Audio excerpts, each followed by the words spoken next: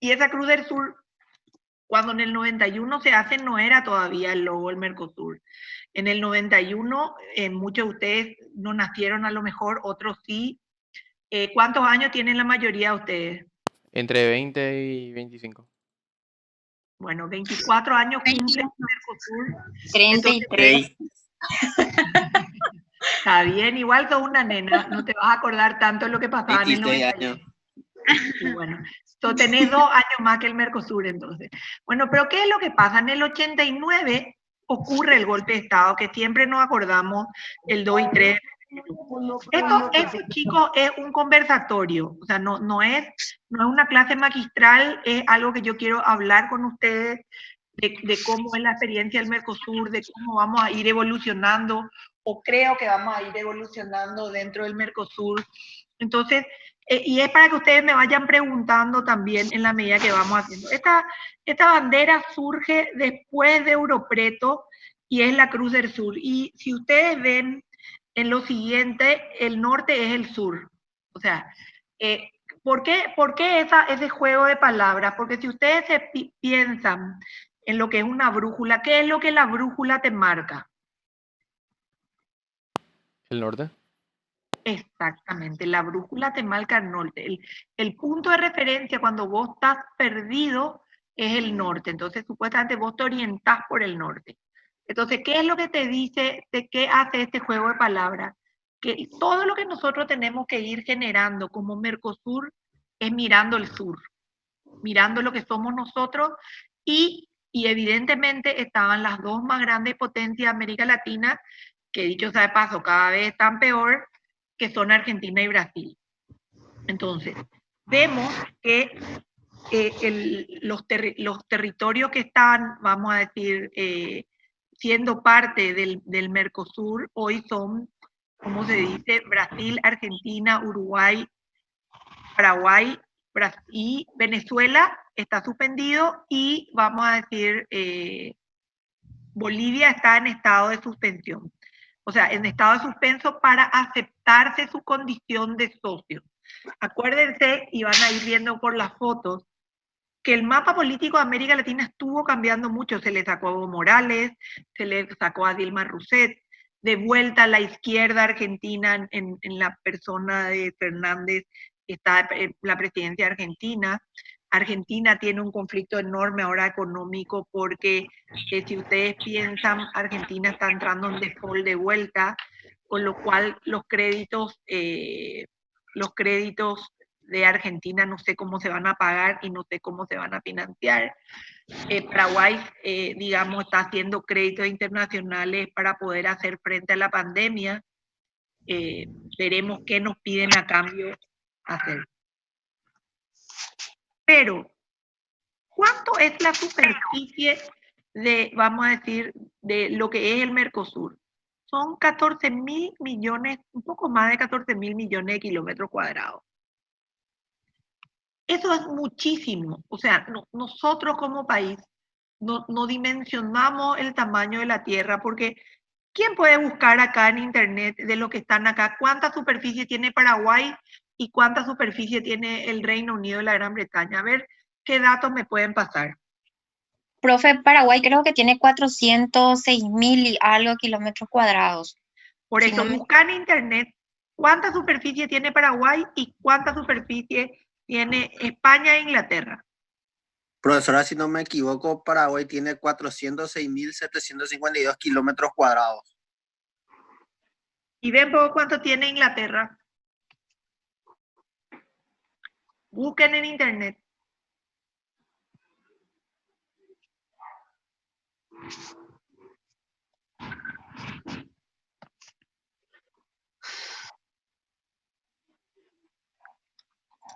$130.000 dice. Fíjate, estamos casi 3 veces más que Inglaterra en superficie de terreno. Sí. 130.395 kilómetros cuadrados, dice Inglaterra. Así dice. Y nosotros tenemos 400, ¿cuánto? 406.752 kilómetros cuadrados. Fácilmente tenemos el doble, casi el triple. Entonces, imagínense todo lo que representa en superficie el Mercosur sobre Europa. O sea, nosotros no dimensionamos digamos, el espacio que tenemos, la cantidad de gente que tenemos. Y busquen un poco ahora cuánto es el Producto Interno Bruto de Inglaterra y cuánto es el Producto Interno Bruto de Paraguay. De Gran Bretaña, realmente.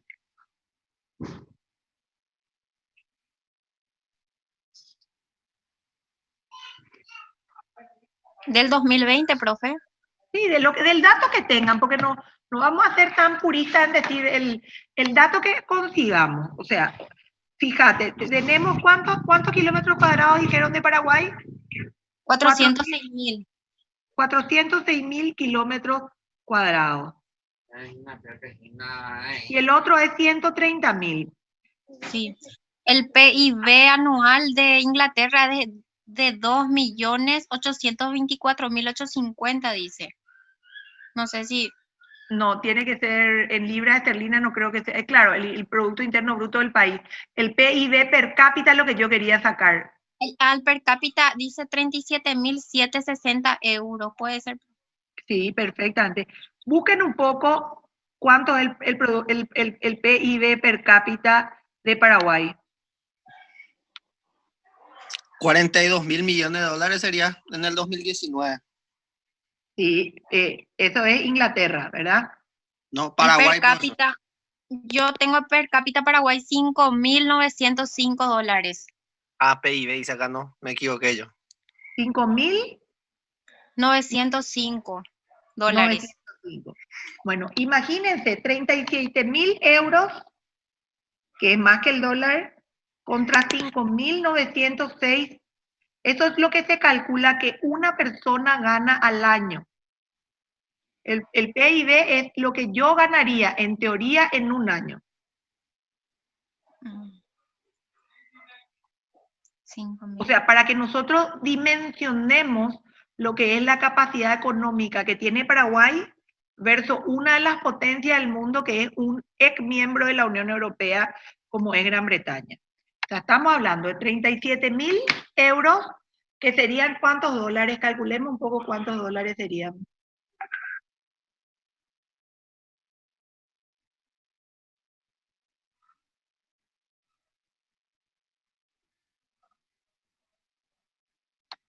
Piensen, entonces estamos hablando casi de 40.000 dólares versus 5.000. O sea, 230 millones aproximadamente. No, claro, de que, pero nosotros tenemos, claro, pero quiero decirles nomás, la dimensión económica que tenemos como país, si es que no nos aliamos con Argentina, con Brasil, y cómo eso puede, como se dice, hacer que nuestro Producto Interno Bruto, como se dice, crezca, vamos a decir, al tener más gente que nos pueda comprar nuestro producto. Porque ¿cuál es el gran problema que tenemos hoy? Tenemos un mercado potencial y nos circunscribimos solo a nuestra frontera de 7,5 millones de habitantes.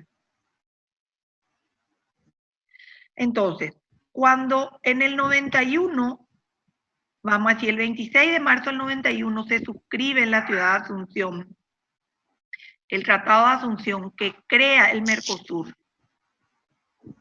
Lo que se crea realmente es la potencialidad de generar, como se dice, un mercado ampliado, tanto de Argentina como de Brasil, como de Uruguay. ¿Por qué? Porque los productos que nosotros que tengan denominación de origen, vamos a decir, paraguaya, tienen, como se dice, tienen libre circulación dentro de esos países. Entonces nosotros tenemos que con esa creación lo que hizo es potenciar el posible mercado de mercadería de Paraguay.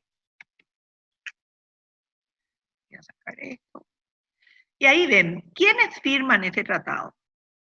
Fernando Collor de Mello. Fernando Collor de Mello sufre un impeachment y sale de la presidencia.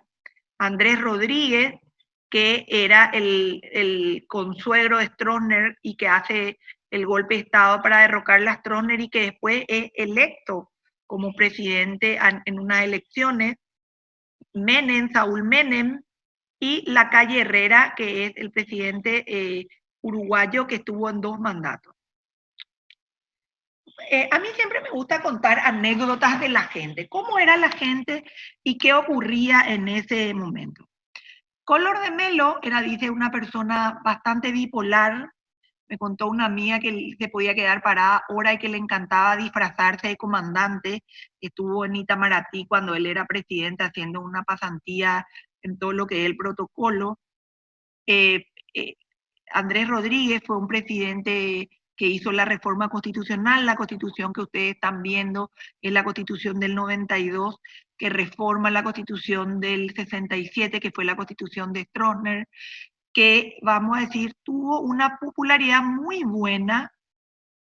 Fue un cambio muy grande a los que yo, que tengo 53 años, le puedo decir que estuve varias veces enfrente a Rodríguez y enfrente a Stroessner por cuestiones familiares, y Stroessner te daba miedo. O sea, Stroessner era una persona que imponía respeto y que te daba miedo. Andrés Rodríguez no te daba miedo, era la época de las libertades. Menem tiene con la década del 90 se caracteriza por las privatizaciones, el Estado era muy mal administrador, entonces se creía que si las empresas iban al sector privado, las empresas iban a mejorar. Y Argentina en el periodo de Menem hace 2 cosas. Primero, hace la conversión de la moneda, $1 peso, $1. Y segundo, vende las principales industrias argentinas que podían ser vendidas. Por ejemplo, vende YPF, que es Yacimiento Petrolífero Argentino, vende Aerolíneas Argentinas, que después en el periodo de Cristina se vuelve a recuperar, vende todo lo que podía vender. El sistema de aguas, el de Argentina, era privatizado. Uruguay también, Menem fue el segundo presidente después de Raúl Alfonsín. Raúl Alfonsín fue un presidente radical. Acuérdense que en Argentina es también como nosotros, mayoritariamente bipartidista, radicales y peronistas en esa época, hasta que ahora Macri sacó un tercer partido. Entonces vemos que Menem hace que cuando gana las elecciones, Raúl Alfonsín tiene que renunciar antes de terminar su mandato, y le entrega el mandato a Menem porque Argentina estaba en miles de problemas. Uruguay viene después de María Sanguinetti, fue el segundo presidente democrático después de los gobiernos militares, pero Uruguay es muy estable, y Uruguay tenía la complejidad de tratar de limpiar su cara hacia el exterior. ¿Por qué? Porque Uruguay era el banquero de Argentina. ¿Qué quiere decir? Uruguay tenía el secreto bancario, y las grandes, vamos a decir, fortunas argentinas siempre depositaron en el Uruguay su capital. Punta del Este es una prueba de eso. Punta del Este tiene mansiones increíbles que vamos a hacer. Entonces, ¿cuál era vamos a decir, el fundamento de crear el Mercosur? Primero, que todos los países de la región ya eran democráticos, se buscaba que sean pluralistas, que quiere decir, en la época de Stroessner, ¿cómo se dice? Perdonen un ratito.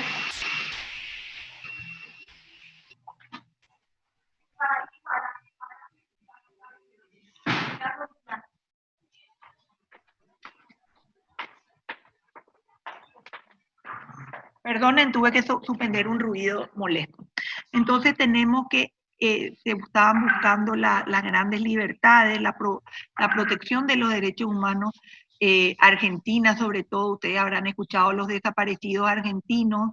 La Argentina tenía vamos a decir, una confrontación muy grande en la época militar interna. Primero comenzaban los guerrilleros, en Uruguay estaban los tupamaros, en Argentina estaban los tupamaros. El presidente Mujica de Uruguay fue un terrorista que mató gente, por ejemplo, igual que Dilma en su momento también. Gente que en plena década del 70, digamos, en época de la Revolución Comunista, si ustedes buscan lo que son las Brigadas Rojas en Italia, por ejemplo, también tenía una gran, como se dice, perdonen mis perros, ya les saco, disculpen, la década del 70 se caracterizó por una lucha fratricida y por una guerra fría que realmente vamos a decir, se lidiaba en todos los países del mundo en forma de terrorismo y que después fueron gobiernos militares que fueron los encargados de paliar ese terrorismo. Acá, por ejemplo, hubo, vamos a decir, fuertes ataques terroristas. Había un grupo terrorista que se llama 14 y 15 de mayo, que comenzó sus incursiones y matando muchos soldados rasos. ¿Qué es lo que pasó? Los soldados rasos se enfrentaron y lo mataron. Me cuentan la leyenda o las leyendas urbanas que varios terroristas se les cortaba la cabeza y se le tiraba por el río Paraná al otro lado del río. O sea, la década del 70 en toda América Latina fue una época cruenta. Una época cruenta y fratricida porque, como se dice, una lucha terrorista es una lucha entre hermanos. Eso tenemos que saber. ¿Quieren hacer algún comentario, alguna consulta?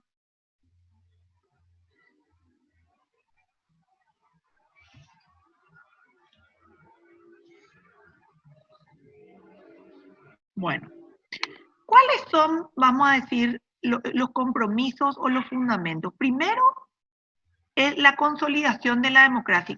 Para Mercosur ese era un tema no menor, porque, vamos a decir, todos los gobiernos participantes de este proceso salían de dictaduras militares. O sea, para Argentina, para Brasil, para Uruguay y para Paraguay era importante dejar la dictadura militar, la falta de libertades y garantías. Había una gran pobreza en toda nuestra región.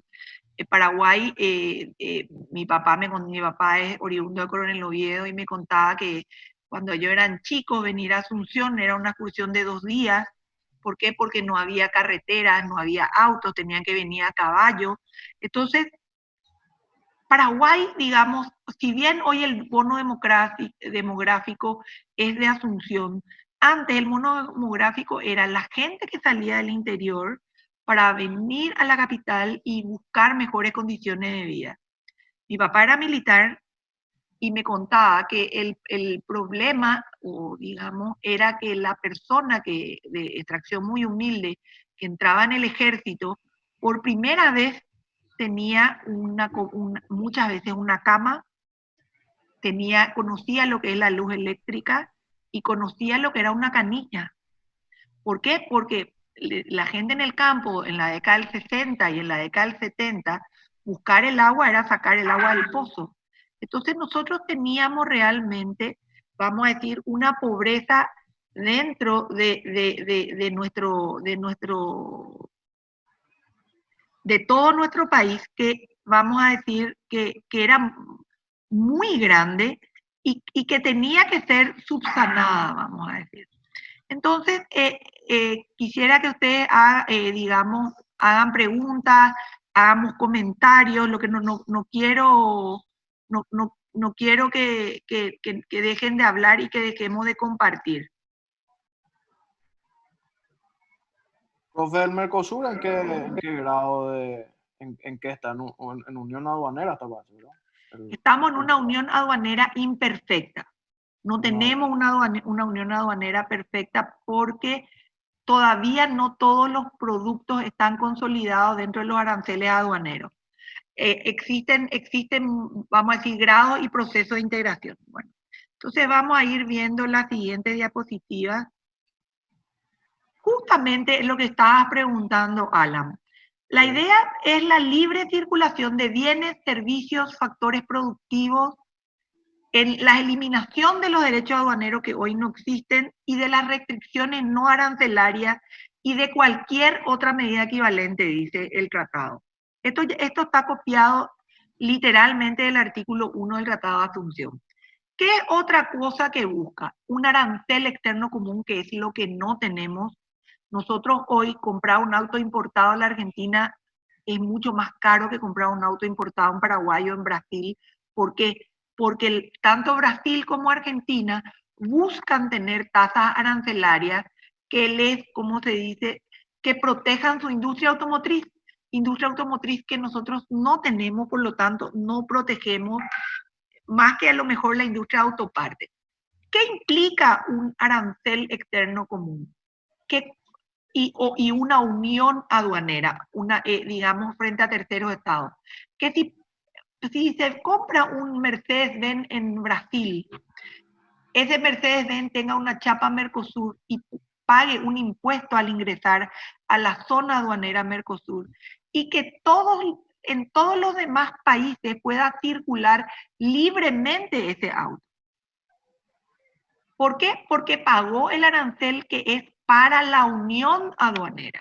No es que pagó el arancel en Brasil. Hoy, como tenemos aduanas diferentes, un auto que ingresa a Paraguay paga el impuesto aduanero en Paraguay, pero ese auto tiene que nacionalizarse de vuelta al entrar al Brasil o al entrar a la Argentina o al entrar al Uruguay.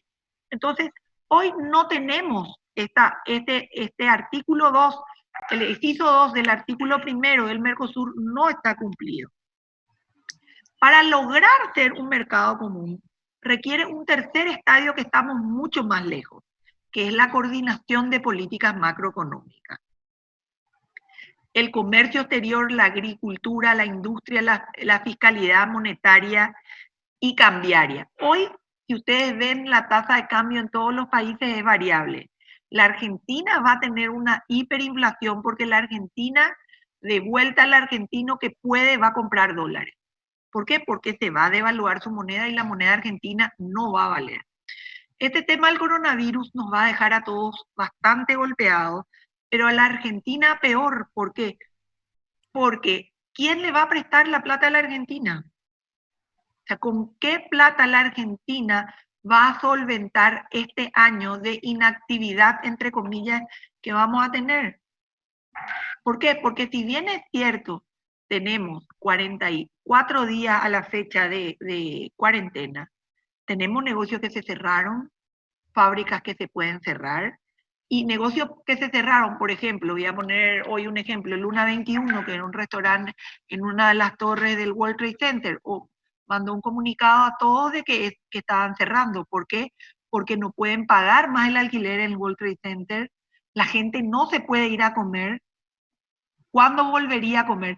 Y no tiene un sistema de delivery que justifique el mantener la infraestructura que tienen. Entonces, es un negocio que se cerró por una cuestión que no es imputable a sus socios. A lo mejor ya estaba mal y a lo mejor ya acarreaba, qué sé yo, falta de gente dentro del local, no sé, no les puedo decir. Pero, ¿cómo coordinamos hoy, en época de pandemia, estas políticas macroeconómicas? Yo veo sumamente difícil. Tener, vamos a decir, condiciones adecuadas de competencia en los demás países, no sé. ¿Algún comentario?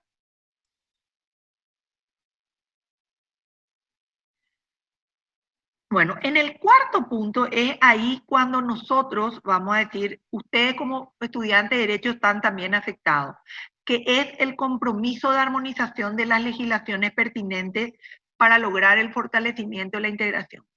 La Facultad de Derecho cambia su sistema de clases anuales por semestrales por el hecho de que teníamos que tener una unificación en las carreras, en el horario de clase para que nuestros títulos sean convalidados. Muchos de ustedes ya hicieron hasta 9º grado. Entonces, eso es una armonización legislativa que tiende, como se dice, a hacer. Y ahí vemos, ¿qué implica ser un Estado asociado? Un Estado asociado es un Estado que no quiere ser un mercado común, que busca llegar a un determinado proceso o esquema de integración. Por ejemplo, Chile es un Estado asociado que lo único que quiere con el Mercosur es una libre circulación de bienes.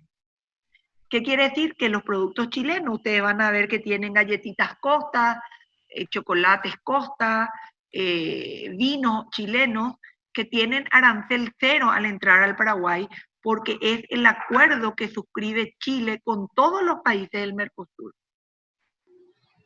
Entonces, Chile no pretende ser otra cosa, Ecuador lo mismo. Tenemos que Colombia, Guyana y Surinam. No sé cuál es el grado de comercio que tenemos nosotros, pero Surinam y Guyana sí negocian mucho con Brasil porque tienen frontera común. Entonces a ellos sí les interesa poder sacar tu producto.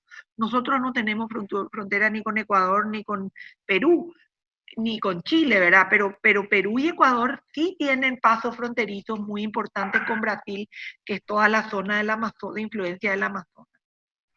Bueno, ¿qué ocurre? Cuando Chávez entra en escena, Chávez en el concierto internacional busca tener una preponderancia y saca lo que se llama el socialismo del siglo XXI. El socialismo del siglo XXI con Chávez hace que, por ejemplo, una iniciativa de George Bush padre, que después continúa con Clinton y después continúa con George Bush hijo, y ahí muere, es ALCA, que era la creación, o sea, por parte de Estados Unidos surge una figura de crear una zona de libre comercio de Alaska a Tierra del Fuego. Y lo que se buscaba en ese acuerdo de libre comercio era un acuerdo omnicomprensivo. A mí me tocó ir a negociar política de competencia en eso, y era llegar, digamos, a un consenso generalizado entre todos los países. O sea, o llegamos con todos los temas que nos interesaban a todos, o no se llegaba al ALCA. Y en el ALCA era simpático porque no se sentaba a negociar Paraguay y Argentina, nos sentaba o Bolivia, o Brasil y Uruguay, nos sentábamos a negociar por bloque de negociación. Entonces, por un lado negociaba Mercosur, por otro lado negociaba Pacto Andino, Estados Unidos, México y Canadá negociaban por el Tratado de Libre Comercio de América del Norte, la América del Sur negociaba como el Acuerdo CARICOM que hay, Chile negociaba solo, muchas veces se sentaba con nosotros, después, ¿cómo se dice?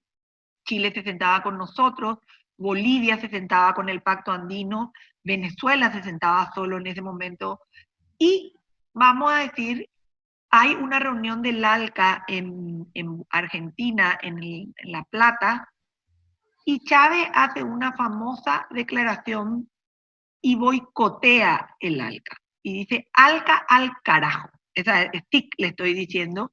Y ustedes saben que carajo es la punta del barco, si bien tenemos una connotación grosera, es la punta de la vigía de un barco. Y mandarle al carajo a alguien era mandarle a la punta más alta de un barco, y en riesgo de tormenta o riesgo de piratería en los buques a vela, era el lugar más peligroso.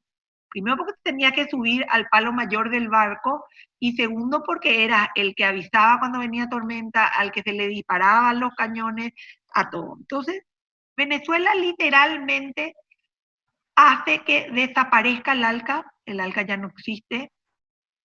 Cuando comenzamos el derecho de integración, yo les comento en las clases, les comentaba cómo iban las negociaciones, hoy no existe, y yo dije en su momento, y me reafirmo ahora, que fue un gran error estratégico. Fue un gran error estratégico porque el ALCA, Estados Unidos buscaba tener acuerdo de libre comercio con cada uno de los países de la región, y lo tuvo. Pero les voy a hacer una pregunta. Si yo me pongo a pelear con uno de ustedes, de a uno, puede ganar esa persona o puedo ganar yo. Pero si ustedes, 23 personas, pelean contra mi junta, yo no tengo la más mínima posibilidad de ganar. Y lo que se hizo, se hacía en el ALCA, era que todos los países teníamos posiciones comunes, muchas veces en contra del Tratado de Libre Comercio de América del Norte, del TLC o NAFTA. ¿Qué pasó? Estados Unidos negoció con Chile un tratado de libre comercio, negoció con Ecuador un tratado de libre comercio, negoció con Colombia un tratado de libre comercio, negoció con CARICOM un tratado de libre comercio. Nunca llegó a firmar un acuerdo con Mercosur, pero cuando firmemos, si es que llegamos a firmar, el estándar de negociación va a ser muy alto. ¿Por qué? Porque Estados Unidos va a decir, no, yo ya firmé este convenio con Chile y lo mínimo que yo puedo conseguir de este acuerdo es lo que conseguí con Chile. Entonces vemos que, vamos a decir, Venezuela firma en el 2006 con Chávez, pero se incorpora recién al Mercosur cuando Cartes asume la presidencia de, vamos a decir, de Paraguay. ¿Por qué? Porque desde el 2006 hasta la fecha nunca pasó el Parlamento, nunca pasó la ratificación de Paraguay. Siempre los parlamentarios del Paraguay, como se dice, no estaban de acuerdo a que Venezuela integre, vamos a decir, los países, sea socio del Mercosur. Entonces, vemos que Bolivia solicita su adhesión en el 2015 y ahora vamos a ver quién es el presidente. Hoy tiene Bolivia una presidenta y vamos a ver cuando se llamen a elecciones si las condiciones económicas están dadas para, económicas y políticas están dadas para que pueda Bolivia ser parte del Mercosur. Entonces, vemos que no es fácil. Le voy a ir mostrando. Hoy Venezuela se encuentra suspendida. Profe, una consulta. Sí. ¿Por qué cuando uno así busca los países miembros del Mercosur, aparece Bolivia como integrante si todavía está en estado de espera? Porque ya firmó, pero todavía no fue aceptada su incorporación. Pero igual recibe algún beneficio o algo. Es como una zona de libre comercio. O sea, tenemos la posibilidad de hacer una visa que circule libremente. Lo que pasa es que, ¿qué es lo que vende Bolivia? Bolivia vende gas y petróleo. La zona de Cochabamba está ahora, vamos a decir, metiéndose en todo lo que es la agricultura y la soja. Entonces, vemos que Bolivia es un estado asociado, todavía no es socio pleno del Mercosur. Bueno, y acá le ven a dos, vamos a decir, presidentes, José Sarney de blanco, el presidente brasilero, y Raúl Alfonsín, que está en negro. Increíble la foto en Iguazú. En Foz de Iguazú se firma la declaración de Argentina y Brasil. Entre Argentina y Brasil, de vuelta. Argentina, en el 85, digamos, habían salido ambos países de los gobiernos militares y buscaban un acercamiento entre ambos. Estos son, vamos a decir, digamos, los primeros pasos de unirte. ¿Por qué? Porque Argentina y Brasil, al ser, vamos a decir, gobiernos militares, tenían un recelo muy grande entre ellos de desconfianza mutua. Acuérdense que el problema de límites de Paraguay con Brasil se resuelve cuando se inunda el Salto del Guairá. Las 7 caídas, había una discusión de límites. También Argentina tenía discusión de límites con Chile y con Uruguay. La famosa isla Martín García era una discusión entre Argentina y Uruguay, que están en el delta del Río de la Plata, y con Chile tenía una cuestión de límites en la parte más austral, que no me acuerdo cuál es el Papa, creo que fue Juan Pablo II, el que media entre ellos para decidir a quién le correspondía. Entonces, Argentina y Brasil tenían siempre una suerte de este encuentro propio de los hermanos mayores grandes que se pelean entre ellos. Sobre todo, vuelvo a repetir, por la desconfianza que existía en los gobiernos militares de la época, y sobre todo porque yo ya les había comentado en la clase anterior, cuando Argentina toma las Malvinas, Argentina pretende que la Alianza de Latinoamérica salga a favor de ella y le defienda ante un posible ataque de Inglaterra, y no contaban de que para que la OEA, y toda América Latina le defienda, el país no tiene que ser el país agresor. Y Argentina fue el país agresor. Toma la Malvina Galtieri y no sé si le llegué a más, les voy a pasar un artículo que hay sobre eso en el cual hay una transcripción de la conversación entre Ronald Reagan y Galtieri, de Ronald Reagan le dice, no vaya cuando había el rumor de que iban a invadir las Malvinas, dice, no te recomiendo que hagas eso. Eso puede tener un desequilibrio muy grande en la región. Y nosotros no vamos a salir a favor tuyo, básicamente, le dijo Ronald Reagan a Galtieri. Y el chiste de la época era que Galtieri era alcohólico. Yo estaba en el colegio cuando ocurre la guerra de las Malvinas y les cuento que pasé varias burlas, por decirlo, porque el puerto de las Islas Falkland, si decimos en inglés, es Puerto Stanley, que es mi apellido. Entonces mis compañeros argentinos me decían Patricia Puerto Argentino, porque al tomar las Malvinas, los argentinos cambian el nombre al Puerto Stanley o Puerto Stanley y le llaman Puerto Argentino. Entonces yo me iba durante muchos años a la Argentina y me decían, buenos días, señora Puerto Argentino. Entonces era una situación de conflicto y que se buscaba.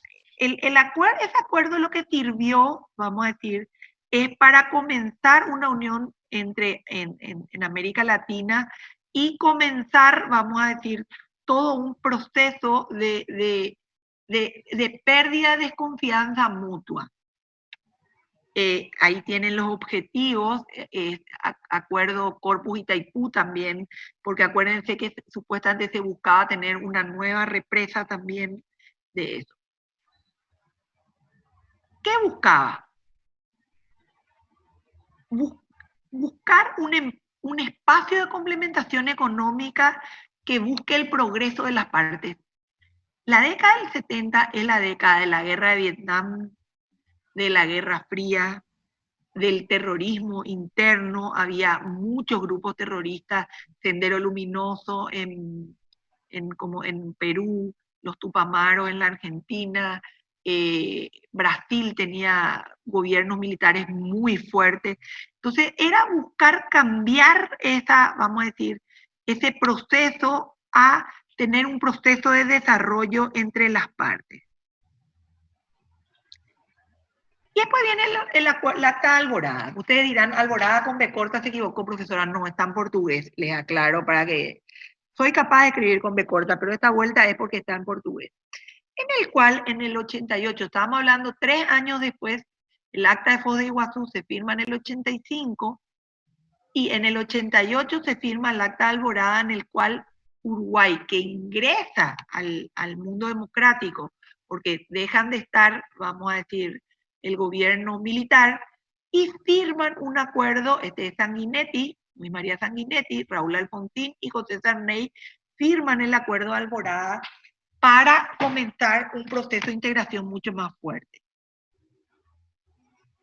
Entonces, en abril del 89, el 6 de abril, comienza ese proceso de integración que busca una cooperación económica entre los 3 países y que busca también Uruguay se incorpora básicamente a ese proceso de integración que tenía Argentina con Brasil, que estaba en marcha. Entonces, busca que sea gradual, no pretenden llegar a un proceso de integración de un día para otro, busca que sea flexible. ¿Por qué? Porque las economías entre Argentina, Brasil y Uruguay eran muy disímiles y buscaban una teoría del equilibrio entre las partes. Buscaban también cuál sería el transporte más adecuado para llegar a los procesos de integración. El transporte terrestre, acuérdense que la Argentina de Moyano es el presidente de los sindicatos de transporte. Ustedes saben que Paraguay tiene la flota de barcos fluviales más grande de América, y es porque Argentina, vamos a decir, el sindicato de transportistas es muy fuerte y no permite que ingrese otro tipo de transporte dentro de la competencia de las mercaderías. Perdón, voy a tomar agua.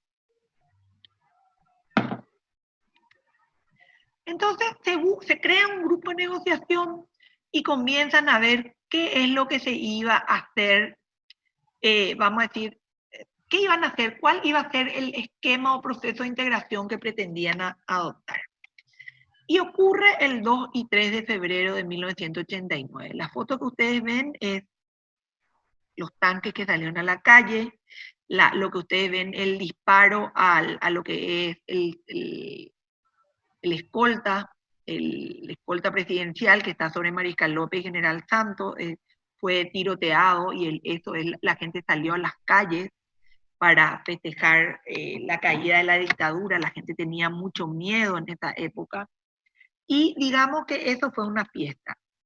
Como les dije, está Pinochet, Stroessner, Videla y Stroessner, Somoza y Videla, Batista. Batista era un general dominicano que era el que gobernaba República Dominicana.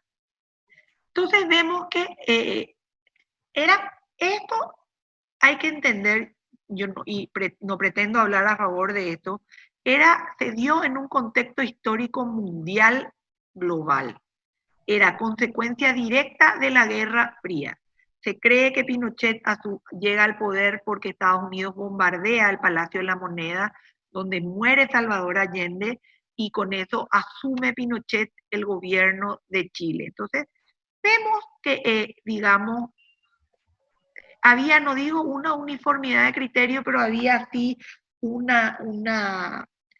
criterios muy similares en todos los países, porque se creía que estos generales luchaban o estarían en contra del comunismo, que era una de las políticas preponderantes. Si ustedes buscan, y les invito a buscar lo que es la muerte de Aldo Moro fue un presidente italiano que es asesinado por las Brigadas Rojas y que es encontrado en su auto, en un Alfa Romeo, en un auto en las calles de Roma. Y después ocurre, Mercosur entra, digamos, la década del 90 en una suerte de progreso de intentar sacar cosas, salieron normas de etiquetado, la ley de defensa del consumidor del Paraguay es consecuencia del proceso de integración, porque Argentina ya tenía ley de consumidor, Brasil tenía ley de consumidor, nosotros no teníamos. Entonces se buscaba, vamos a decir, una armonización legislativa que implicaba tener no normas iguales, pero sí normas armónicas para que los productos puedan circular libremente. Y ocurre la llegada de Fernando Lugo al gobierno y ocurre la masacre de Curupaytí, que a lo mejor ustedes ya eran conscientes y ya era si bien todavía no estaban en la facultad, ya habrán escuchado de esa masacre, que hace que el Partido Liberal y el Partido Colorado se unan y se le hace un juicio político a Lugo y se lo saca del gobierno. Deja de ser presidente por un mecanismo constitucional paraguayo en el cual se establece el procedimiento a seguir y se lo saca. ¿Cuál es la consecuencia de eso? Mujica en Uruguay, Cristina en Argentina, Chávez en Venezuela y Dilma Rousseff o Fernando Lula Silva. No estoy segura quién era el presidente, creo que era Dilma. Sí, Dilma, que era peor que Lula. Entonces dicen que Paraguay no cumple la cláusula democrática y le expulsan del Mercosur y, vamos a decir, utilizando el Ushuaia II, del cual Paraguay no ratificó. Paraguay suscribe el acuerdo, pero Paraguay no ratifica el acuerdo.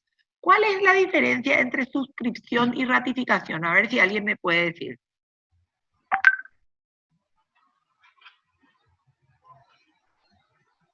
A ver, chicos, ¿cuál es la diferencia entre suscripción y ratificación? Profe, la suscripción es simplemente firmar y lo otro es incluirlo dentro de la parte normativa del país. Perfecto. Guada, sos la que estás hablando, ¿verdad?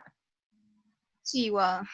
Guada, exactamente. La suscripción lo hace el Poder Ejecutivo a través de su Cancillería. Pero para que eso tenga fuerza vinculante, el Parlamento tiene que ratificar el tratado. ¿Ustedes ya dieron historia diplomática del Paraguay? Estamos dando, profe. Bueno, ahora que están dando van a ver todos los acuerdos que suscribió Paraguay con Bolivia de límites, que después el Parlamento paraguayo no aceptó y rechazó. Por eso es que se pudo preservar el Chaco, porque los presidentes en ese momento, Ullari, pensaba que iba a ser la mejor manera de salvarse de una guerra cediendo parte del territorio. Pero el Parlamento paraguayo, todos los acuerdos de límite que suscribió el Paraguay por sus embajadores plenipotenciarios no fueron ratificados. O sea, una cosa es suscribir y otra cosa es ratificar. El 28 de junio, el Mercosur decide decretar la suspensión del Paraguay y de hecho yo les voy a mandar para que ustedes tengan dos documentos. Uno es del procurador de Brasil, que es una vergüenza jurídica, y de hecho por eso lo firma él y no lo firma Itamaraty, porque Itamaraty no estaba de acuerdo. En la época de Dilma, Itamaraty estuvo muy disminuida, en esta época no. En esta época, vamos a decir, Itamaraty está con todas sus luces prendidas. ¿Y qué dice el procurador? Que como el Paraguay suscribió el acuerdo, es obligatorio. Desconoce con eso la Convención de Viena, los tratados, desconoce con eso, y no digo de desconocimiento por ignorancia, sino como un acto de soberbia,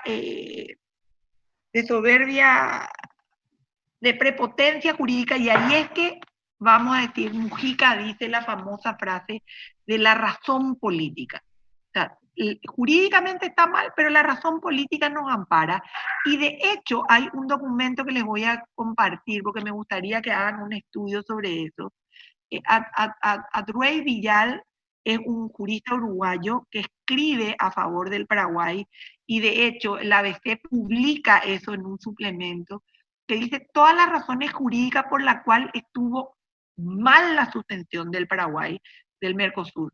Primero, porque era una injerencia en asuntos internos de los estados, que está prohibida por la Carta de las Naciones Unidas.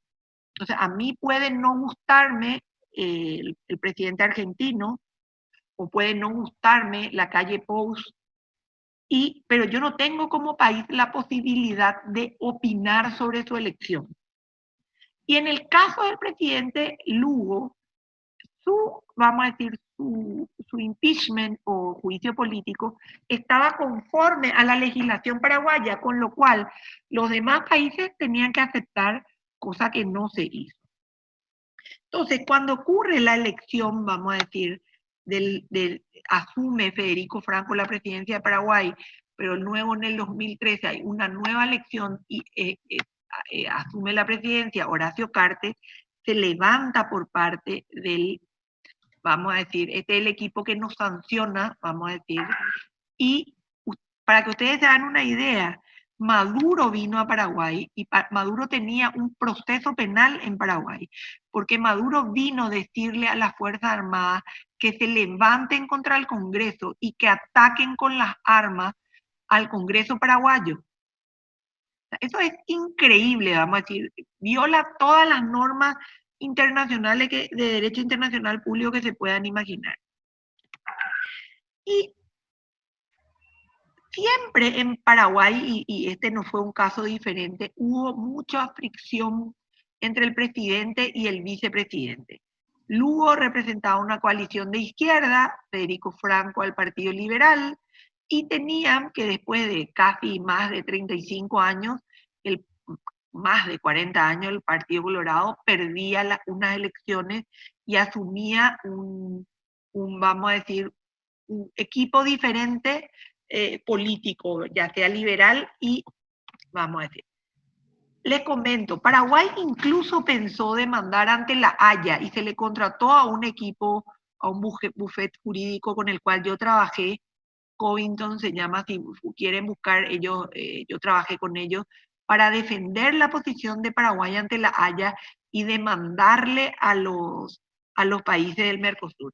Esa era una posición que no era compartida, que sí era compartida por Fernández de Estigarribia, que era el canciller en la época de Federico Franco, pero que después no fue apoyada ni acompañada por Loizaga, en el gobierno del presidente Carter. Vemos que hoy se incorpora Paraguay y acepta Paraguay el precio de la paz, y la incorporación era la incorporación de Venezuela a los países del Mercosur de vuelta.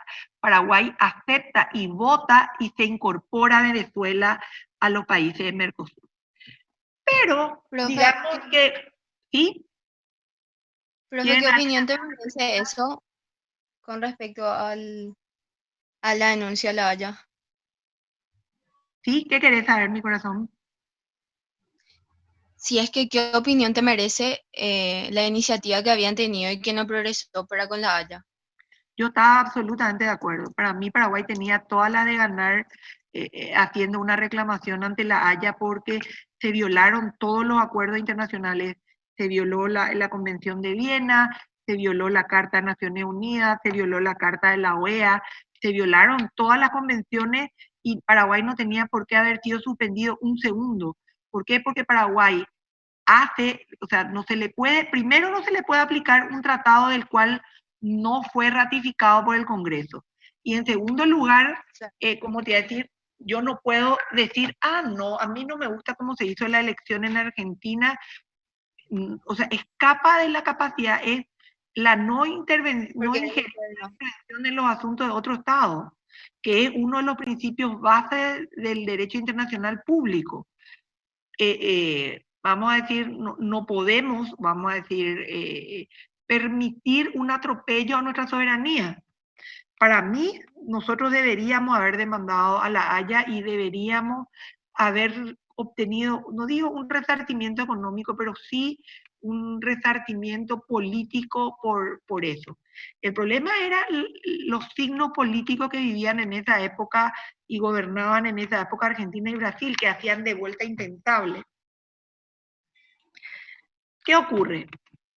Se da la vuelta a la tortilla, como se dice vulgarmente, y muere Chávez, asume Maduro como presidente de Venezuela, y comienza una fuerte persecución política dentro de Venezuela muy fuerte, que hace que si Venezuela, o sea, ¿qué ocurre con Venezuela? Cuando Venezuela se incorpora, tiene que aceptar que lo mismo le va a pasar a Bolivia, todos los acuerdos que, digamos, su adhesión es una adhesión también a todos los protocolos que están suscritos por los 4 países. O sea, yo me adhiero y me adhiero a todos los protocolos. Yo no tengo la capacidad de revisar los protocolos que fueron suscritos por los 4 países, porque ya están en vigencia. Dicho eso, Venezuela no tenía capacidad de revisar el Ushuaia 1, que era el acuerdo democrático. Ushuaia 1 sale, ya le había comentado en la clase anterior, porque en Paraguay hay un intento de golpe de Estado de Lino Oviedo para derrocarle a Guasmosi, y, como se dice, y entonces los gobiernos de la región deciden, nuestras democracias son débiles, tambaleantes, no podemos arriesgarnos a... La mayoría de los países tenía 5 años en democracia, 6 años en democracia, un periodo presidencial. Entonces decían, no podemos arriesgarnos a que estos generales que están acostumbrados a mandar, que eran los coroneles en la época de los gobiernos militares, pasen a querer tener un golpe de Estado. Entonces, vamos a blindarnos democráticamente y vamos a buscar de que, como se dice, tengamos cláusulas que permitan expulsar a los, ¿cómo se dice?, a los intentos antidemocráticos o militares trasnochados, si quieren decir, de golpe de Estado. Les comento, Lino Oviedo tenía pensado tirar puentes. La idea del golpe de Estado era una cosa real, no era una cosa imaginaria.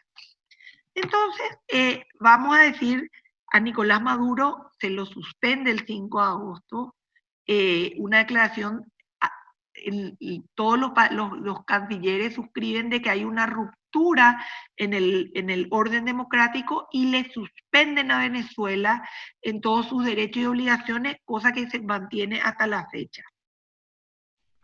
Y ahí van a ver ustedes la cronología de vuelta de los acuerdos. Una cosa importante para Paraguay en el 2005 es la creación del FOSEM. Ustedes van a ver que se va a desarrollar la segunda fase de la franja costera. Eso es todo plata de desembolso que viene del Fondo Estructural del Mercosur, que es más de $1.000 millones, para, digamos, infraestructura, y como Paraguay es el más atrasado en infraestructura, es el que más se va a beneficiar por estos fondos estructurales. Entonces, vuelvo ya estuvimos hablando de eso, vemos que en las leñas se suscribe, digamos, un marco definitivo también de lo que va a ser el Mercosur. En el 94 se firma Europreto, que es el tratado por el cual Mercosur adquiere su personería jurídica. Entonces vemos que van a ir viendo estas normas que son las consideradas, digamos, originarias, que son las que constituyen derechos dentro de los otros, dentro del Mercosur. Perdonen un ratito, cierro la puerta. Gracias.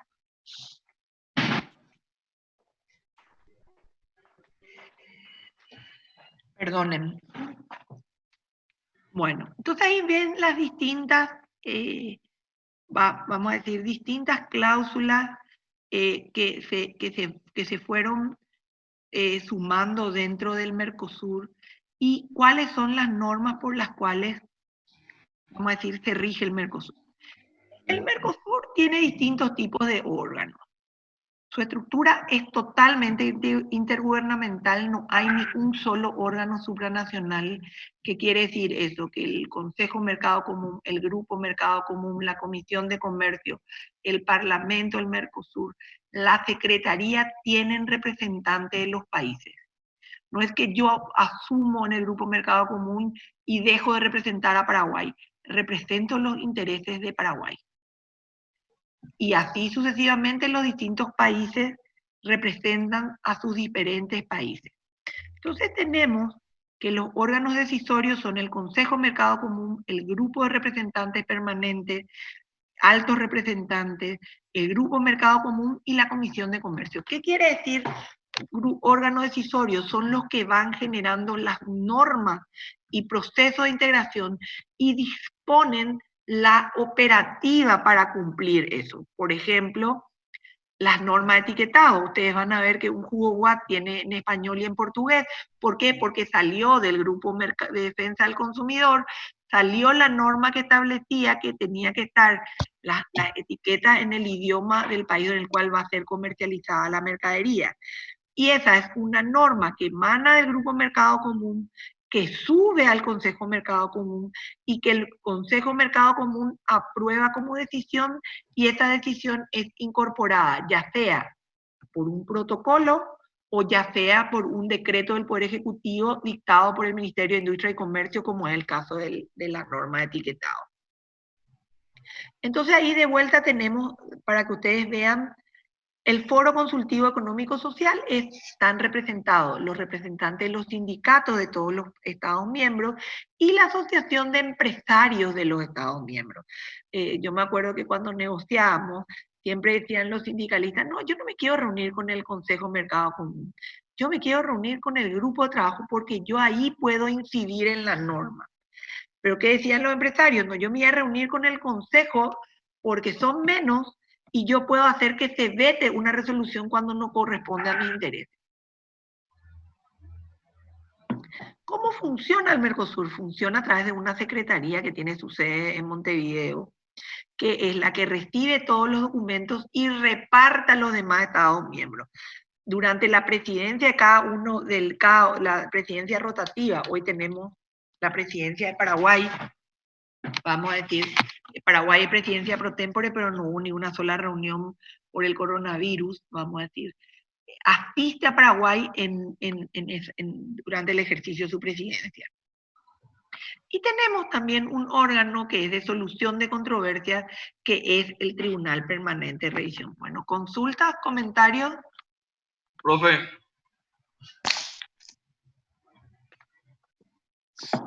Sí, Matías.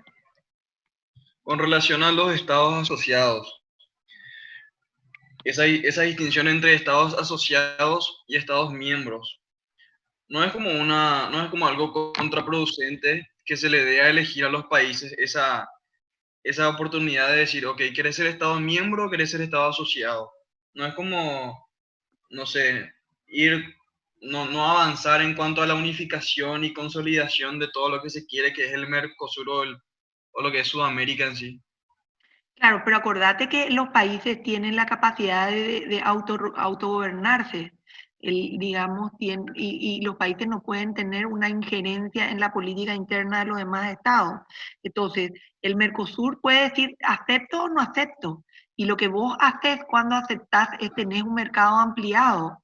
Chile no le interesa tener una coordinación de políticas macroeconómicas, no le interesa tener una unión aduanera perfecta o imperfecta, le interesa tener libre circulación de bienes. Y es hasta ahí donde se puede comprometer. Entonces, es un ingreso, digamos, parcial y condicionado a un proceso o un estadio de integración.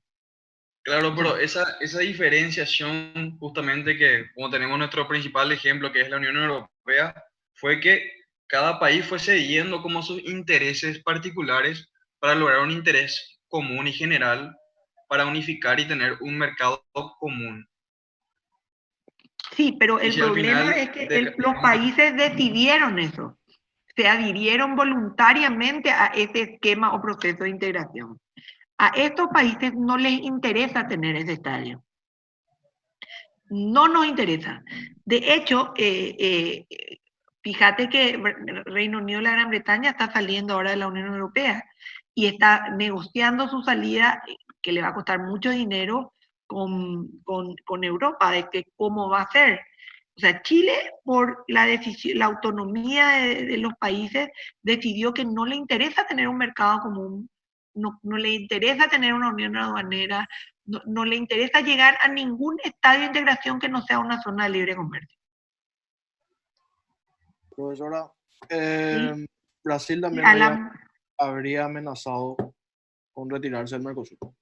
¿Qué pasa ¿Quién? si Brasil, con el actual gobierno, habría dicho que se retiraría del Mercosur si es que no le satisface totalmente como no le está satisfaciendo? Y es una gran posibilidad, y de hecho eso surge cuando gana Fernández en Argentina. Cuando Fernández gana en Argentina, Brasil hace lo impensable en materia de relaciones diplomáticas, con los comentarios de Jair Bolsonaro, que dice que es una vergüenza que haya ganado este señor. O sea, abiertamente hizo campaña por Macri y abiertamente amenazó en que se iba a retirar del Mercosur si es que ganaba Fernández, cosa que hasta ahora no hizo y que vamos a ver cómo se manifiesta durante el transcurso del año. Ajá. En caso de que se retire, ¿hay un mecanismo para que el retiro? Sí hay. Después de 2 años de solicitar su retiro, y se tienen que negociar una serie de cosas. O sea, no es que yo me retiro y me voy. Tenemos que negociar todo lo que se acordó, se tiene que desacordar y ver cómo quedó, para ver cómo es el proceso de integración dentro de cómo queda, porque tenemos fábricas instaladas. Por ejemplo, el acuerdo autoparte que se firmó con Paraguay y Brasil porque tenemos el Mercosur de por medio. Si Brasil sale del Mercosur, el acuerdo autoparte, vamos a ver cómo queda. ¿Por qué? Porque ya no es arancel cero y ya no les interesa al autopartista si no tiene el arancel cero para introducirse en el automóvil, porque pierden plata estando instalados en el territorio paraguayo si tienen que tributar al ingresar a Brasil. Wow. Claro que es posible renunciar y es posible salir. Y de hecho, ustedes eran más chicos nomás y a lo mejor no le prestaban atención. Cuando Paraguay fue suspendido el Mercosur, la gran mayoría de la gente decía, ¿de qué nos sirve Mercosur? Salgamos. O sea, mucha gente en Paraguay abogaba porque salgamos del Mercosur, porque no nos quedemos en Mercosur. Entonces, hay un mecanismo que se opera, que está en el Tratado de Asunción y después reportado en Europreto, que establece todo el proceso para salir y dejar de ser parte del Mercosur. ¿Comentarios? Acá ustedes ven lo que es el organigrama del Mercosur y cómo se van vamos a decir, desarrollando y la cantidad de funciones y de mecanismos que tiene y de organismos especializados que hay dentro de cada uno y los subgrupos de trabajo y los comités de trabajo. O sea, Mercosur tiene muchísimo trabajo para hacer. Imagínense, y le voy a poner un ejemplo, las normas técnicas. ¿Cuándo se considera caña? ¿Cuándo se considera ron? ¿Cuándo se considera whisky? ¿Cuándo se considera cerveza de malta? Si hago cerveza de maíz, ¿sigue siendo cerveza? ¿Cuál es la norma que establece cómo es el queso paraguay? ¿Por qué? Porque cuando yo produzco un queso tengo que estar normalizado y de hecho por eso no tenemos una norma que establezca cómo hacer el queso paraguay. Entonces vemos que la estructura, vamos a decir, del Mercosur es simple, no es una estructura compleja, es una estructura intergubernamental, los órganos, todas las decisiones se toman por consenso, no hay decisiones que no sean por consenso. Entonces vemos que el Consejo Mercado Común es el órgano superior, es el órgano político. Y ahí habla de ministro de Economía o sus equivalentes. Y en el Paraguay no hay un Ministerio de Economía. ¿Cuál sería nuestro Ministerio de Economía? El Ministerio de Hacienda y el Ministerio de Industria y Comercio. ¿Por qué? Porque el de Economía abarca la finanza pública, que sería el Ministerio de Hacienda, y todos los estamentos de desarrollo, que sería Industria y Comercio. Tenemos que, si bien es creado por el Tratado de Asunción, adquiere su forma o estructura actual con el Tratado de Europreto, con el cual el Mercosur también adquiere personería jurídica internacional. Antes de eso, el Mercosur, antes del 94, no tenía una personería jurídica internacional. Entonces, ¿cómo, vamos a decir, lo integran 10 miembros, que es el Consejo de Representantes del Mercosur, que son los políticos del Poder Ejecutivo? Cuando se decide una norma de que sea obligatorio hasta el 9º grado, no es el ministro de Economía el que decide, ni es el ministro de Industria, no es el ministro de Hacienda, es el ministro de Educación.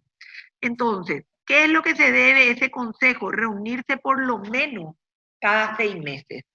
Y hay una presidencia rotativa, como les dije, hoy le toca al Paraguay, el próximo semestre le va a tocar a Uruguay. Es lo que le estaba diciendo, y siempre acuérdense cómo es la forma de toma de decisiones del Mercosur por consenso. Basta que Paraguay levante la mano y diga no estoy de acuerdo y no se vuelve una norma Mercosur. Y eso fue algo que fue muy bueno de los negociadores, porque si nosotros tenemos votos ponderados por habitante, estamos fritos. San Pablo tiene más que todo el Paraguay junto. Buenos Aires tiene más que todo el Paraguay junto. Uruguay tiene el mismo problema. Uruguay tiene 3,5 millones de habitantes, que ahora con la pandemia puede quedarse menos. Entonces, ¿cuáles son esas funciones del Consejo? Lo primero que tiene que hacer el Consejo es velar por el cumplimiento del Tratado de Asunción y los protocolos constitutivos. El Consejo es el garante de los acuerdos. Toma las decisiones políticas. O sea, digamos, queremos tener una moneda común, ¿qué vamos a hacer para tener una moneda común? Es una decisión del Consejo Mercado Común que tiene que ir revisando eso, de cómo hacer y qué hacer. Entonces, no hay órganos supranacionales en el Mercosur. Todos los órganos del Mercosur son intergubernamentales. El Consejo toma decisiones que son de cumplimiento obligatorio por los Estados miembros. ¿Cómo? Ya sea por decreto, pero esas decisiones no son de aplicación directa. Porque de aplicación directa significa que suscribió el ministro de Hacienda o el ministro de Industria y Comercio o el ministro de Economía argentino y eso pasa a ser obligatorio a la Argentina o al Paraguay. No, ese acuerdo suscrito, dependiendo de la categoría, se vuelve un protocolo o se vuelve un decreto del Poder Ejecutivo que igual es de cumplimiento obligatorio para el Estado. Entonces, son decisiones de carácter obligatorio. puede convocar a reuniones de ministros para tratar temas puntuales, no necesariamente van a ser siempre los ministros de Hacienda o de Industria y Comercio, o de Economía, o de Relaciones Exteriores. Y algo muy importante que establece tres nuevos órganos cuando se firma el protocolo europeo. El primero, el Comité de Representantes Permanentes del Mercosur; el segundo, la Comisión Sociolaboral; el Grupo de Empleo; el Observatorio Laboral, que es, para ver, también vamos a decir, el órgano ejecutivo, el que se encarga de hacer las normas, es el Grupo Mercado Común, que por lo general también se reúne como mínimo una vez cada semestre, pero puede ser más. Cuando fue presidencia argentina en el año 2017, sí, nosotros nos reuníamos, 2017, nosotros 2017, 2018, nosotros nos reuníamos una vez al mes. ¿Por qué? Porque estábamos atrás de lograr el acuerdo Mercosur-Unión Europea y era sumamente necesario reunirse para tratar. Si bien el Grupo Mercado Común también se crea en el Tratado de Asunción, también adquiere la forma o la estructura que hoy conocemos en el Protocolo Europeo. Digamos, luego en el 2006, en la cumbre del Mercosur de 2006, también se crea la Comisión de Comercio del Mercosur. ¿Por qué? Porque la Comisión de Comercio del Mercosur tiene mucho que ver con todo el sistema de solución de controversias. ¿Y qué hace? ¿Qué es lo que saca, vamos a decir, el Grupo Mercado Común? Sanciona resoluciones que son recomendaciones para el Consejo Mercado Común, para que si el Consejo Mercado Común está de acuerdo, emita decisiones que son obligaciones para los estados. O sea, muchas de las recomendaciones que en su momento el Grupo Mercado Común lo sacó no fueron ratificadas ni puestas en marcha porque el Consejo Mercado Común no estuvo de acuerdo.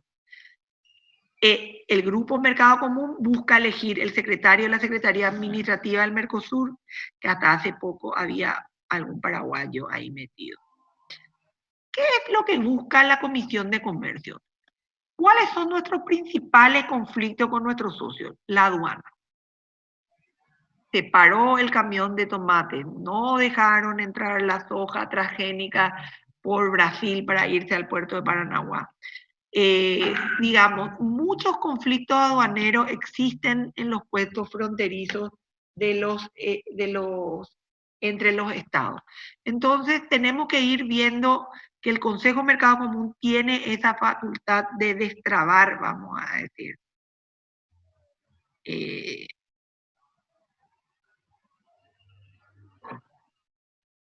Vamos a ir viendo. Ay, perdón, que estoy pasando al revés.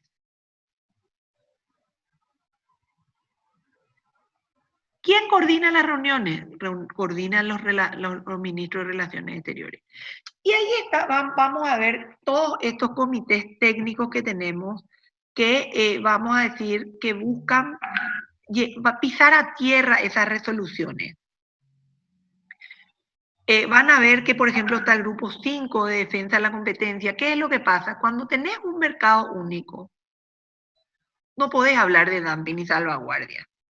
Tenés que hablar de abuso de posición dominante, de precios predatorios, de violación de normas de competencia.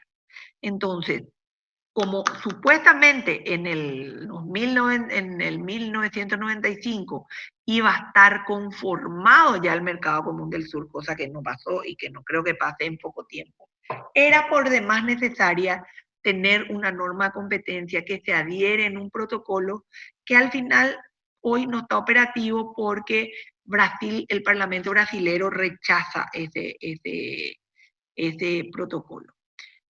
Y hoy llegamos hasta acá. Me gustaría seguir hablando porque quiero hablar en la otra clase de todo lo que es el sistema de solución de controversia del Mercosur, que es, queremos hacer una pregunta que me quieren comentar, por favor, quiero dejar abierto el diálogo. Profe. Te escucho, Matías. Sí, justamente con relación a lo último que mencionaste, de que no crees que eso suceda, si ya no sucedió en 1995 y hasta ahora crees que no va a suceder en un largo tiempo, ¿cuáles son las acciones que los miembros, las partes miembros del Mercosur deberían de estar tomando como futuras acciones para llegar a ese ideal de mercado común del sur? Lo que pasa es que esta es una visión muy personal. Existen muchos factores políticos que impiden que se logren acuerdos.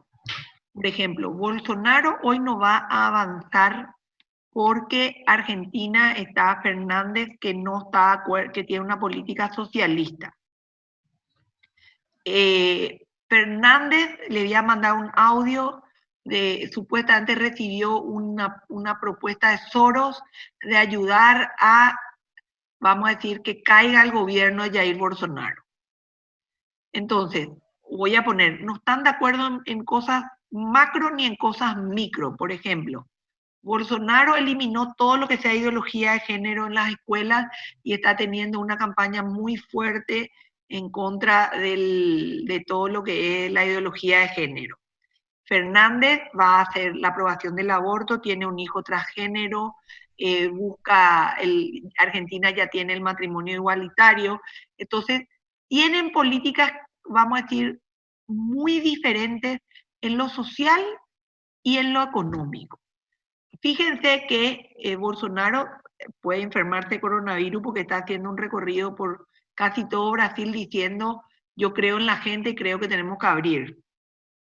Que dicho sea de paso, si hoy escuchamos el televisor, el gobernador de Amambay decía que iba a irse con un tractor y sacar todos los alambres que pusieron para separar la frontera de Argentina y de Brasil. O el gobernador de Alto Paraná dice que Ciudad del Este tiene que permitir el ingreso de brasileros en un radio de 30 a 40 cuadras para que el comercio de Ciudad del Este funcione porque la ciudad está muerta. Entonces, hay cuestiones en las cuales, digamos, como seres humanos evolucionados, todavía no estamos en el estadio de decir, me interesa lo que pasa en el país del otro. Y un ejemplo claro de eso es que Brasil se quedó con 60 respiradores que eran para Paraguay, porque se está aplicando la política sálvese quien pueda. Entonces Paraguay tiene que presentar protestas diplomáticas para tratar de recuperar esos, vamos a decir, respiradores, cosa que dudo que ocurran. Entonces, como ven, falta todavía una madurez y falta un estado de necesidad. Europa se ve forzada a tener, vamos a decir, un proceso de unión porque quiere evitar a toda costa una tercera guerra mundial. ¿Qué es lo que buscaba? Que haya tantas cuestiones económicas, de sociedades, culturales, socioculturales o socioeconómicas, que no sea rentable una tercera guerra. ¿Por qué? Hoy justamente dicen los grandes analistas económicos que esto que estamos viviendo no se puede comparar a una guerra mundial porque la infraestructura está intacta. Imagínense cuántos puentes se volaron en la guerra entre Alemania y Francia. Cuántos puentes se volaron en Italia. El artículo de los, vamos a decir, de los alcaldes italianos que le reclaman a Alemania no haberle pagado el costo de la guerra. Conste que los dos eran del mismo bando. Benito Mussolini y Hitler eran aliados, no eran enemigos precisamente. Entonces, yo creo que la madurez que tenemos como sociedades no nos permite buscar por encima de nuestras miserias el bien común.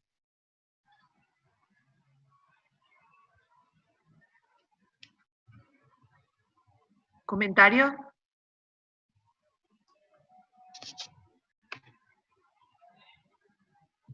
Y bueno, chicos, espero que les haya quedado mal esta clase. Cualquier pregunta que tengan, yo les voy a ir pasando más materiales para que vayan leyendo. Así que muchas gracias a Silvia y Alejandro por armar la reunión y convocarles a ustedes, y como siempre es un gusto tenerlos en la clase. Muchísimas Gracias a usted, gracias a doctora, vos, en doctora, serio. por tu predisposición y tu esfuerzo de siempre. Estoy a disposición Gracias. para lo que necesites. Dale, Yo también, igualmente. doctora, a disposición Gracias, tuya chicos. y muy interactiva la clase de hoy. Así les pido, la idea que yo tengo es siempre tener dos, digamos, cuando tengamos la bolilla de vuelta, ¿cómo se dice? Hacer un refuerzo, pero que sea más interactivo. Sí, doctora. Sí, doctora. Gracias, Dale, profe. chicos, gracias, nos vemos, chao, chao. Chao, Saludos, doctora. doctora.